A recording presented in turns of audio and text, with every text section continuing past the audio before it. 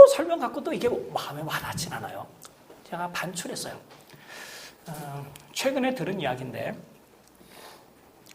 어떤 지역의 초등학교에서 아이들에게 설문조사를 했대요. 보통 초등학교 들어가면 너 장래 희망이 뭐니? 이런 거 묻잖아. 그치? 그럼 가지. 그러면 뭔 모르는 애들은 늘 난 대통령이 될 거예요. 1번 써. 근데 그 시절은 아마 지나갔을지 모르겠습니다. 요즘 대부분의 애들은 의사가 되겠어요. 변호사가 되겠어요. 그래요. 저 때만 하더라도 의사 되겠다고, 여기 의사가 있네, 또. 의사가 되겠다고 하는 사람이 왜 의사가 될래? 그러면은, 아프리카의 그 가난한 사람들 좀 도와주려고 그래요. 막 그래? 그러면 세상이 좋아져야 되잖아. 지난번에 제가 여러분들에게 말씀드린 것처럼 탄자니아에 갔는데 그 은존배에는 병원 하나가 없어요. 의사들이 안 가려고 그래, 거기. 하다못해 단기 선교라도 가야 되는데 안 가. 멀다고. 건물 하나하나마다 의사들이 한 방씩 차지하고 있어요. 몰리는 데만 몰리는 거야. 결국 돈 벌려고 하는 거거든. 변호사, 억울한 사람들을 변호해서 이 세상을 좀 의롭게 하려고 그래요. 한데. 그래서 이 세상이 지금 의로워지고 있나요? 전에 계셨던 노태우 대통령이 잠깐 변호사 시절에 그렇게 그런 하여튼 그 무슨 변호라고 그래, 돈 안 받고 해주는 그런 변호 같은 걸 해서 좀 이제 이력 스타가 됐었어요. 그 사람 많지 않습니다. 다 돈 벌려고 해요. 그런데 보통 그래서 뭐 의사, 변호사, 과학자, 현실 불가능한 것들을 다 장래 희망으로 써요. 그런데 어떤 아이가 이런 걸 썼다고 엄마한테 선생님이 전화를 했대요. 아이가 장래 희망 칸에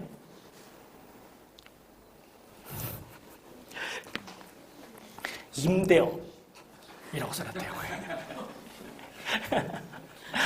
임대업.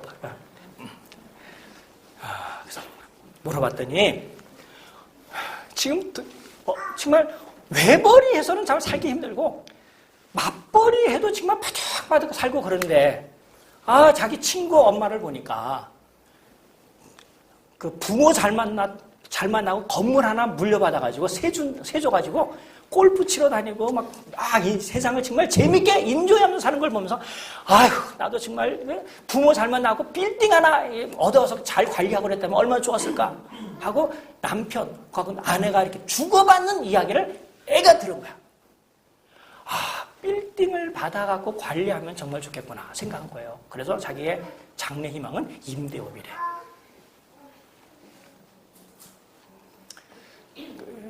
세태를 반영하는 거예요.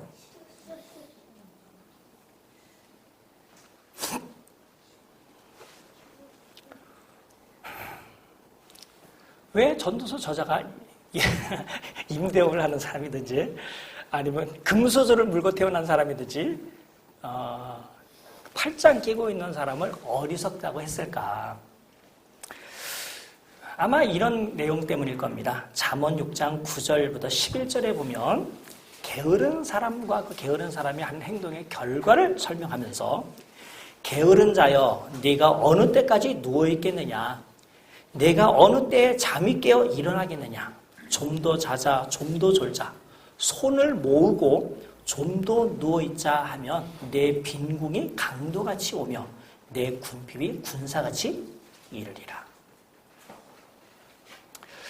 이 사람은 시기와 경쟁에 의하여 어떤 것을 성취한 사람이나 권세를 가지고 다른 사람에게 다른 사람을 학대하는 사람과 다르게 그냥 자기 혼자 사는 사람으로서 그냥 초탈하게 산다고 할지 모르겠지만 5절 마지막에 언급한 것처럼 결국 그 사람은 자기 살을 자기가 먹는 사람, 즉 자기 몸을 자기가 축내는 결과를 얻게 된다 하고 평가하는 거예요. 지금은 혹시 손 모으고 있을지 모르겠지만 언젠가 그 사람은 자기 살을 먹게 될 거다. 언젠가 그는 빈궁하게 될 거다 하는 겁니다. 마지막 6절입니다. 그렇다면 이것도 아니고 4절과 같은 사람도 아니고 적어 5절에 해당되는 사람이 아니라고 한다면 하나님 보실 때 어떻게 사는 사람이 지혜롭게 사는 사람이고 진정 이 불의가 가득하고 학대가 심한 이 세상에서 또는 권력의 힘이 강한 이 세상에서 어떻게 평안함을 얻을 수 있겠습니까? 6절이 그 답입니다. 두 손에 가득하고 수고하며 바람을 잡는 것보다 한 손에만 가득하고 평안함 얻는 것이 더 나으니라. 더 낫다는 말이니까 그냥 단순한 비교를 설명하면 안 돼요. 이해하시면 안 돼. 성경에서는 더 낫다는 말은 비교 대상되는 그것의 가치를 인정하지 않는다는 말입니다. 그리고 더 낫다고 평가한 그것을 취하라고 권하는 거예요. 쉽게 얘기하면 돈을 벌려고 하거나 벌 수 있는 상황에서 두 손을 가지고 두 손에 움켜쥘 수 있는 상황으로 나타나 어때 두 손에 다 채우려고 하지 말고 한 손에 가지고 있는 것만 가지고 만족하라 하는 말입니다. 굉장히 어려워요. 돈 버는 게 눈에 보이는데 어떻게 돈을 안 벌겠습니까? 지금 이제 같은 업종이 지금 잘 나가고 있는데 직원들 더 뽑고 교세를 확장하듯이 직장도 확장해서 공간을 많이 늘리면 돈을 훨씬 많이 버는데 그거를 안 하고 가만히 있다는 건 참 힘들 거예요. 또 시쳇말로 따진다면 메뚜기도 한철인데 이거 언제나 기회가 오는 게 아닌데 돈 벌 수 있을 때 팍 벌고 그래야 내가 평온해지지 않을까. 돈 벌지 못할 때 그걸 먹고 살고 나만 잘 먹고 살려고 하는 게 아니라 나에 딸린 식구가 몇백 명인데 이 사람들도 살려야 되지 않느냐. 그러면 오너로서 내가 열심히 노력을 해야지. 그래서 일을 하는 거예요. 이것도 남의 일일 것 같으니까 좀 쉽게 얘기하자면 젊은 사람들 아니면 일할 수 있는 나이에 있는 사람들의 경우에는 어쨌든 월급 많이 주는 직장에 들어가려고 합니다. 우리나라 손꼽히는 대기업에 들어가고 싶어요. 정말 월급 많이 줘요. 한 30대 중반, 40대 초반쯤 되면 거의 1억에 육박하는 연봉을 받더라고요. 너무 놀랐어요. 근데 세상은 돈을 그 정도 주면 정말 자선사업 하려고 자기 사원에게, 직원들에게 돈을 주는 게 아니에요. 그 사람이 1억을 받았다면 회사에 월급 받는 것 이외에 한 1억이나 그 이상의 돈을 이익을 남겨준다는 얘기예요. 알바에서 한 달에 100만 원 버는 게 무척 어렵습니다. 그러면 1년에 한 1200이나 1500 정도 이제 벌겠죠. 소규모 직장에 다니면 1년에 한 2000에서 3000 정도 법니다. 그거 벌려고 정말 안 입고 온 지 다 감당하면서 생활하는 거예요. 그냥 생각해 보세요. 그런데 어떤 사람이 연봉 1억, 즉 자기가 받는 거에 3배 이상 되는 것을 받는다고 한다면 그 사람이 그곳에서 얼만큼 일을 해줘야, 수고해줘야 그런 것을 받겠어요. 우리나라 회사 돈 그냥 안 줍니다. 직원들을 그냥 부려먹습니다. 그래서 대기업 다니는 사람 보면 50쯤 되면 벌써 초노 현상이 일어나서 확 늙어버려요. 설교 시간에 이런 얘기하면 뭐지만 제가 이제 내년은 60대잖아요. 그런데 50대 막 갓 진입하는 그 사람들이 저보다 더 늙어 보여. 왜 그랬을까? 정신적이든 어떻든 압제를 받는 거야. 전도서서는 그것을 간파했어요. 우리가 두 손으로 번다는 것이 얼마나 힘든 일인가. 그거는 결국 바람을 잡는 일이라는 겁니다. 잠언에 이런 말씀이 있어요. 잠언 14장 30절에 보면 평온한 마음은 육신의 생명이나 시기는 뼈를 썩게 하느니라. 잠언이 지혜서이고 이것은 지혜의 말입니다. 즉, 한 문장으로서 우리가 정말 많이 설명해야 될 것을 간단하게 요약을 해요. 평온한 마음은 육신의 생명이지만, 평온한 마음을 갖고 있는 것은 우리에게 생명을 주지만, 시기는 우리의 뼈를 썩게 해요. 그 전에 아까 얘기한 것처럼 얼굴에 벌써 노화 현상이 일어나게 되고 뼈를 썩게 해서 일찍 죽게 만든다는 거예요. 그게 어디서 오는가? 결국 시기심으로 두 손을 가득 잡으려고 하는 데서 온다고 평가합니다. 세상 사람들은 어떻게 해서든지 두 손에 가득 잡은 사람, 그러할 능력이 있는 사람, 그렇게 해서 권세를 누리고 어떤 목표에 도달한 사람들을 칭찬하고 부추깁니다. 우리는 그런 세상 속에 살면서 하나님의 말씀이 우리를 어떻게 인도하는지 생각하지 않아요. 여기 시기라고 하는 단어가 있으니까 여기서부터 이야기를 하자면 결국 시기심이란 자기 마음속에 만족감이 없다는 것에서 나오는 거예요. 내가 가지고 있는 것, 하나님이 나에게 주신 것에 대해서 내가 만족해하고 평안하고 흡족해 하는 것이 아니라 내가 가지고 있는 것에 대한 불만족에서 나옵니다. 그래서 더 높은 것을 가지려고 애를 쓰는 거예요. 오늘 예배 인도하기 전에 목사님께서 시편을 낭독하셨는데 오늘 내가 설교 시간에 언급할 시편을 언급하셨어요. 시편 131편. 여호와여, 내 마음이 교만하지 아니하고 내 눈이 오만하지 아니하며 내가 큰 일과 감당하지 못할 일을 하려고 힘쓰지 아니하나이다.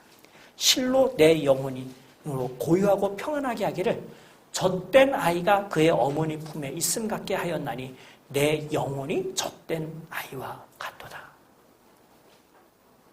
영혼이라고 하는 단어는 그냥 콜력 문제가 아니고 나의 전 존재가 하나님 앞에서 젖된 아이와 같은 심정으로 평안하게 있다는 거예요. 그 아이 손에는 아무것도 없습니다. 우리 집에 있는 스마트폰, TV 뭐 이런 것도 아무것도 없고 엄마 젖을 흠뻑 먹고 나서는 배 딱 부르면 걔는 그냥 만족한 거예요. 그리고 그 안에서 평온하게 있대. 그거를 빌어서 이야기하기를 하나님을 안에 있는 사람, 내 하나님 앞에서 나의 전 존재가 이런 어린아이와 같습니다 라고 이야기를 해요. 결론으로 이스라엘아, 지금부터 영혼까지 여호와를 바랄지어다. 여호와를 바라는 사람만이 이런 시기심에서 해방될 수 있고 두 손을 가득 잡으려고 하는 욕심에서 내가 이루지 못하지만 아까 제가 LA 집 옮겨 다니는 것처럼 이루지 못하지만 그것을 잡으려고 하는 생각을 갖는 것을 여기서는 교만한 것, 이루지 못할 기이한 일이라고 언급했어요. 그것을 얻으려고 애쓰지 않고 있는 것에서 만족한다는 거야. 무척 어렵습니다. 이 세상에서 그런 것을 경험한 사람을 도인이라고 하고 세상을 초탈한 사람이라고 그래요. 근데 하나님의 말씀은 이 땅에 있는 사람 중에 누구 특정한 사람 몇 명만 도를 터득하고 나서 이것을 갖고 있는 것이 아니라는 거야. 하나님을 의지하는 사람이라면, 그리스도 안에 있는 사람이라면 누구나 이런 행동, 이런 마음을 가져야 된다는 거죠. 쉽게 말해서 대한민국 5천만 명 중에 저 사람이 그리스도인인지 아닌지, 하나님을 믿는 사람이고 하나님을 믿기 때문에 하나님을 의지하고 있는 사람인지, 그렇지 않고 자기 마음대로 세상을 사는 사람인지를 알 수 있는 것이 있다면 이 주제와 관련해서 저 사람은 하나님께서 자기에게 주신 형편에 만족하면서 하나님을 의지하면서 사는 사람. 그렇지 않은 사람은 이 세상에 사는 사람 것처럼 온갖 경쟁 속에 자기 자신을 투사해서 뭔가를 얻지 못하지만 가지려고 애쓰고 있는 사람이라고 불과하는 거예요. 자족함의 문제입니다. 자족함. 내가 가질 수 없어요. 주님께서 나에게 은혜를 주셔야 돼요. 바울은 이렇게 고백합니다. 내가 궁핍에도 처할 줄 알고 부유함에도 처할 줄 알고 그가 부유함에 있을 때 경제적인 부유함 혹시 어떤 권세가 있다면 그것을 가지고 앞에서 제가 언급했던 어떤 기업의 부사장이나 오너가 자기가 갖고 있는 재물을 가지고 다른 사람을 학대하는 것처럼 하지 않고 그거를 하나님 앞에서 내가 이것이 마치 없는 것처럼 살았어요. 궁핍에 있다고 열등감을 느끼거나 사람들 앞에서 정말 창피하거나 애들 용어로 쪽팔려 하지 않고 열등감을 느끼지 않고 그는 그런 삶 속에서 잘 삶을 매니지하는 법을 배웠어요. 흡족하게 했어요. 삶을 사는 거야. 왜? 자기는 불가능해. 근데 내가 예수님을 믿고 예수님 안에 있는 상황에서 자기는 그렇게 할 수 있다고 얘기합니다.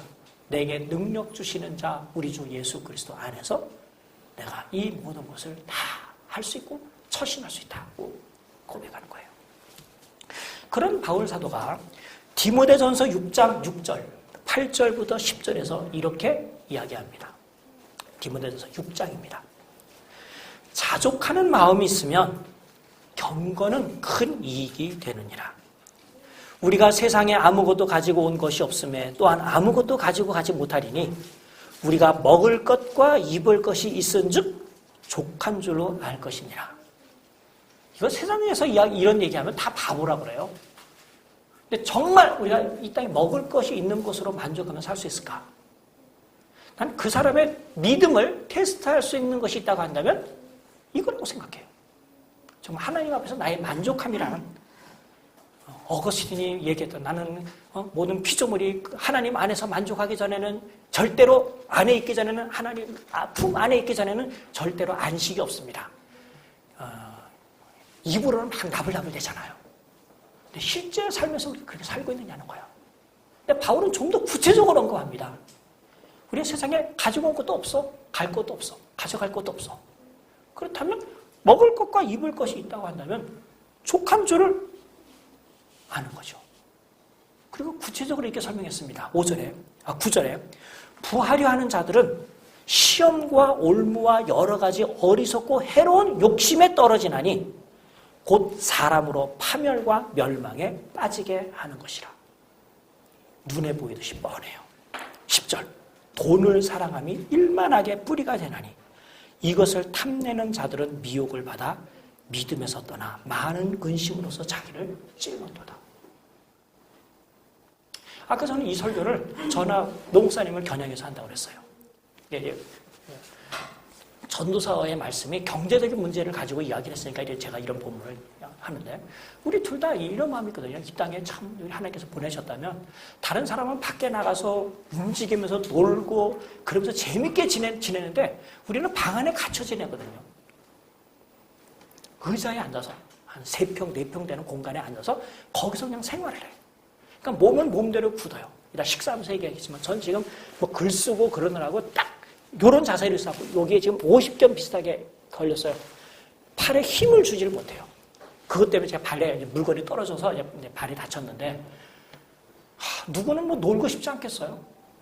근데 저에게 요구하는 게 있어요. 뭐 설교해달라, 강의해달라, 책을 써라, 이런 주제에 대해서 나의 견해를 듣고 싶다. 뭐 그런 사람 글을 쓰고 그 요구하시는 분이 계세요. 막 글을 쓰니까 힘들어. 노 목사님은 내가 들어보니까 성경 전체를 개관하면서 여러분들이 이해할 수 있는 글을 쓰다가 이 병에 걸린 거야. 성경 66권을 목사님 관점에서 개관을 쫙 해서 정말 예림교회 교인들 양육시키고 또 이것을 넘어 세계관 학교 우리 대한민국의 성경을 바로 보지 못하는 많은 목사님들 성도들에게 이것을 좀 공급하려고 하면서 막 1년에 성경 17권에 대한 걸 하는 거예요. 그리고 3년 계획으로 하리. 이게 몸이 나만 하겠어요? 글쎄 그것을 부하려 하는 자들은 해당되는지 모르겠어. 자기의 체력이나 지력은 생각하지 않고 빠른 시간에 이런 것을 글을 쓰려고 하는 자들은 시험과 올무와 여러 가지 어리석고 해로운 욕심에 떨어지나니 결국 이렇게 몸을 쉬어야 되는 것이 오잖아요. 돈을 사랑함이 일만하게 뿌리가 되나니 이것을 탐내는 자들은 미혹을 받아 믿음에서 떠나 많은 근심으로서 자기를 찔르도다. 우리야 믿음에서 떠나 많은 근심으로서 우리를 찌르진 않겠지만 오히려 믿음이 더 좋아지겠지만 몸은 얼마나 힘들겠어요. 저는 자족함이 무지하게 중요하다고 생각합니다. 그래서 6절에서 이렇게 얘기하는 거예요. 4, 5절에서 얘기한 것처럼 우리가 많이 가져서 시기심을 발동해서 많이 갖지도 않고 그렇다고 손을 양팔로 끼고 가만히 앉아서 게으르게 있는 것도 아닌 정말 하나님께서 기대하시는 건 뭔가 한 손에 뭐가 있다면 이쪽 손에 뭐 없는 것을 만족하면서 살아야 돼요. 한 손에 있으니까 다음은 이쪽 손이다 라고 채우려고 하지 말라는 거예요.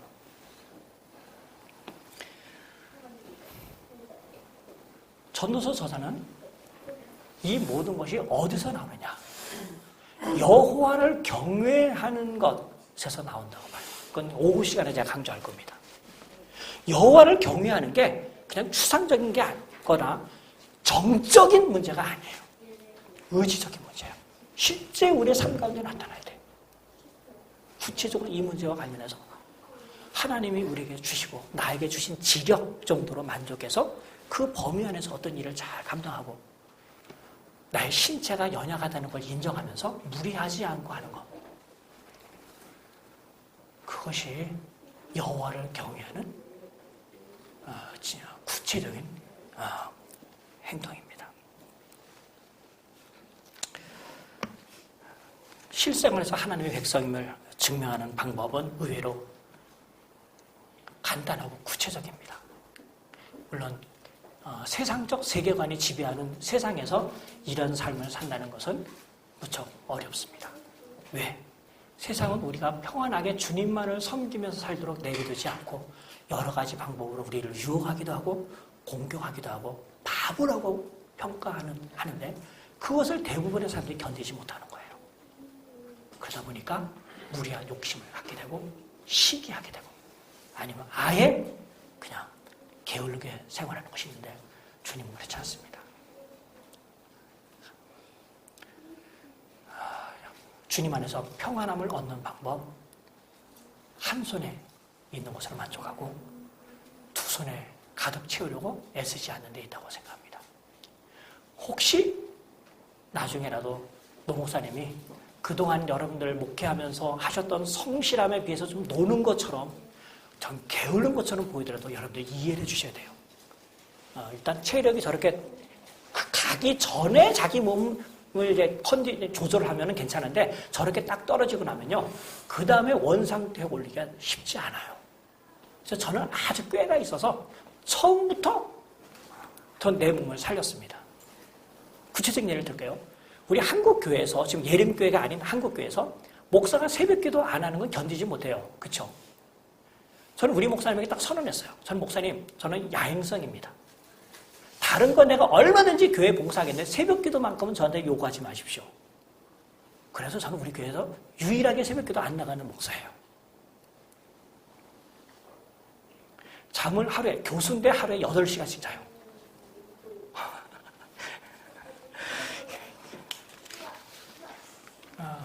이 땅에 있는 동안 제가 10년 반짝 교수 생활하고 말싸움이 아니라 오랫동안 이 일을 하려면 이럴 수밖에 없다고 저는 생각해요.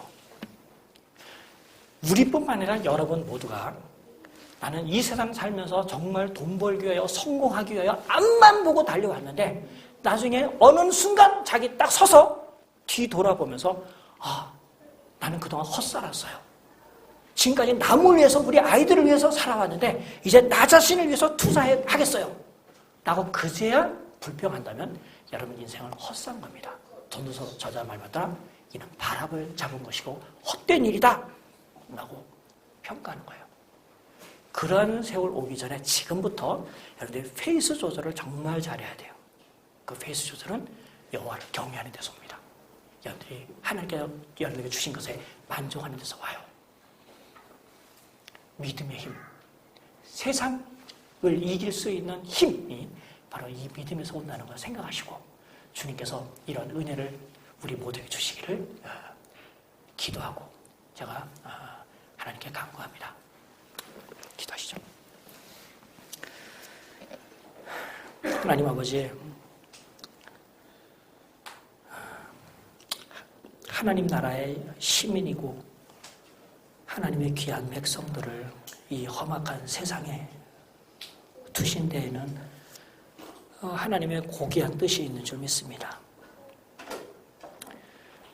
우리를 지으시고 구원하신 하나님의 뜻이 무엇인지 생각하지 않고 또 그렇게 하기 전에 우리는 이 땅에서 세상에서 사람들이 어떻게 사는지를 보면서 세상 사는 법을 배우고 그대로 실천하고 있는 어리석은 사람들입니다. 이 땅에 사는데 성공하기 위해서는 공부도 잘해야 되고 좋은 학원을 다녀야 하고 또 세상에서 자기 힘을 발휘하기 위해서는 돈도 벌어야 하고 성공도 해야 된다고 믿는 사람들 때문에 하나님의 백성들이 마음의 시험을 받고 도전을 받으면서 서서히 세상 사람들을 사는 것을 흉내내고 이제 흉내내다 못해 주도적으로 세상적인 사람이 되는 것을 우리가 너무나 많이 보면서 우리가 하나님 앞에서 반듯하게 사는 그 삶의 태도가 무뎌지지 않았는지 반성합니다. 우리 일상생활 가운데 하나님께서 우리에게 주신 것으로 만족하게 하여 주시옵소서. 더욱이 우리 예림교회를 생각하면 주님께서 이렇게 주님을 경외하고 참 주님을 단정하게 예배하는 이 교회를 주께서 세우시는 데 있어 주님의 귀한 그 말씀의 종 우리 노목사님을 세워주시고 교회를 사랑하는 마음에 자기 몸도 돌보지 않고 이렇게 복음 전하는 일에 수고한 그 결과인 것을 생각합니다. 근데 우리 모두가 다 연약한 사람들입니다. 우리가 연약한 것을 생각하지 않고 좋게 이야기하면 주님께서 우리에게 주신 사명을 성실하게 감당한다는 그 사명감에 충만하여 아니면 조금 우리가 욕심을 내어 우리가 짧은 시간에 정말 많은 것을 이루어 주님의 백성들에게 좋은 것을 먹이려고 하는 그 선한 욕망에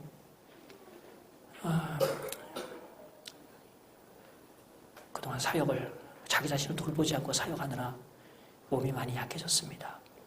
주님 불쌍히 여겨 주시옵소서. 게을러서 정말 세상적인 욕심을 내서가 아니라 정말 선한 욕심을 가지고 목회하느라 이렇게 몸이 연약하여진 주님의 종을 주께서 어여삐 여기시고 거두시고 그에게 새로운 힘을 주시기를 빕니다. 우리 인간이 얼마나 연약한 존재인가를 알게 하시옵소서. 하나님의 그 고귀한 보배로운 복음을 우리에게 맡기시는데 그 보배를 담을 만한 그 용기가 그 그릇이 그 복음에 합당하게 영광스럽고 강한 그릇을 주께서 택하지 않고 질그릇처럼 볼품없고 연약한 것을 택한 것은 우리로 하여금 정말 귀한 복음과 같이 귀한 것이 하나님에게 있고 우리에게 있지 않다는 것을 알리려 함에 있다고 하였습니다. 우리가 아무리 주님의 귀한 일을 한다 하더라도 우리 자신을 의지하지 않고 나의 열심만을 의지하지 않고 날마다 우리에게 힘을 공급해 주신 하나님을 의지하는 법을 알리려 그렇게 했다는 것을 다시 한번 깨닫게 주시옵소서. 힘을 주시기를 빕니다. 우리 교우들과 관련해서는 우리의 일상생활이 전쟁과 다름이 없고 많은 사람들의 경쟁 속에서 살아남아야 겨우 생존하는 이런 세상 속에 저들이 살고 있습니다. 하나님 아버지, 우리 교우들에게도 믿음을 주셔서 사람들이 사는 것처럼 시기심과 경쟁심과 어떤 것을 이루려고 하는 욕망 속에 자신을 던지지 말게 하여 주시옵소서. 그렇다고 우리가 주님께서 우리에게 이 땅에서 하라고 하신 일들을 무시한 채 그냥 몸이나 정신이나 편하게 너절분하게 있게도 마시옵소서. 오늘 전도서 저자가 이 세상을 살고 나서 자기 자신을 돌이켜볼 때 한 손에 있고 두 손에 가득하지 않은 것이 더 낫다는 하나님 안에서 자족하는 그 교훈을 알려주신 것처럼 우리의 삶 가운데 하나님을 경외하는 법을 이 자족하는 것으로 표현할 수 있도록 하시고 그러한 삶을 살 수 있는 믿음을 주시옵기를 기도하옵나이다. 주님의 교회가 세상에서 빛을 비추고 세상을 인도할 수 있는 지표가 되는 것이 무엇이겠습니까? 세상 사는 사람들이 사는 방식대로 살지 않고 하늘과 땅을 지으신 하나님이 사는 방식대로 사는 것이 아니겠사옵나이까? 세상도 감당할 못할 믿음을 우리에게 주셨는데 그 믿음이 우리의 삶 가운데 표출되지 않고 우리 속에 꼭꼭 숨겨져 있는 상황으로 살지 않을까 걱정됩니다. 오늘 주님께서 주신 이 말씀이 우리 삶 가운데 정말 하나님을 영화롭게 하고 이 세상을 구원하는 그런 살아있는 믿음으로 나타날 수 있도록 돌보아 주시옵소서. 주님의 은혜가 필요합니다. 주님의 강력하신 손길이 필요합니다. 바울 사도가 내게 능력 주시는 자 안에서라야 비로소 내가 궁핍이나 부유함에도 처할 수 있는 모든 것을 터득하고 그렇게 할 수 있다라고 선언한 것처럼 우리에게 주님의 능력이 필요합니다. 주님, 연약한 주님의 자녀들에게 이런 은혜를 주셔서 정말 우리가 이 땅에 사는 동안 내내 하나님의 자녀인 것을 보여주고 하나님을 영화롭게 하는 저희들 되게 하여 주시옵소서. 예수님의 이름으로 기도하옵나이다. 아멘.